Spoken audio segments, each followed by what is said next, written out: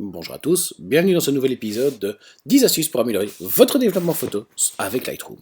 Après avoir vu tout ce qui touche à la géométrie de l'image, c'est-à-dire la correction d'objectifs, les aberrations chromatiques, l'enlèvement des tâches de capteur, le redressement des perspectives, le recadrage de l'image, nous arrivons dans la partie du développement où il faut pouvoir étudier l'exposition de la photo. Alors l'exposition de la photo, ça s'étudie simplement avec l'histogramme.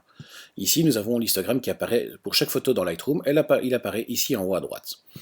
Alors, un histogramme, ça s'analyse d'une manière très simple. Le long de l'axe ici, nous avons la luminosité des pixels. Et sur l'axe vertical, nous avons le nombre de pixels qui sont dans ce type de luminosité. On peut donc voir ici, par exemple, que nous avons un pic de vert qui est assez clair.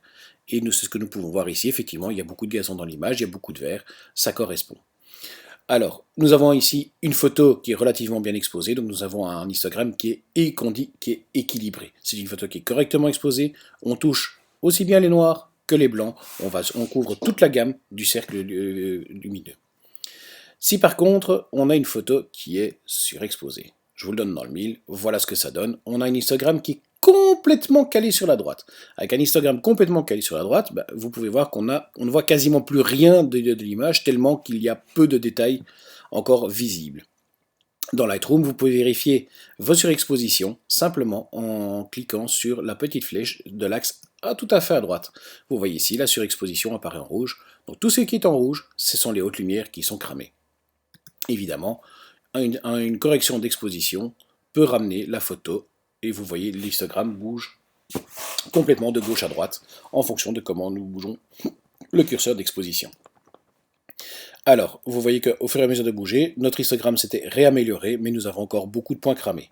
Ce n'est pas l'étude d'aujourd'hui, je vous expliquerai ça dans un autre épisode. Si on prend maintenant le cas complètement opposé de la photo surexposée, c'est la photo qui est sous-exposée. Une photo sous-exposée indique qu'il a sûrement des noirs bouchés et on ne voit rien dans la photo.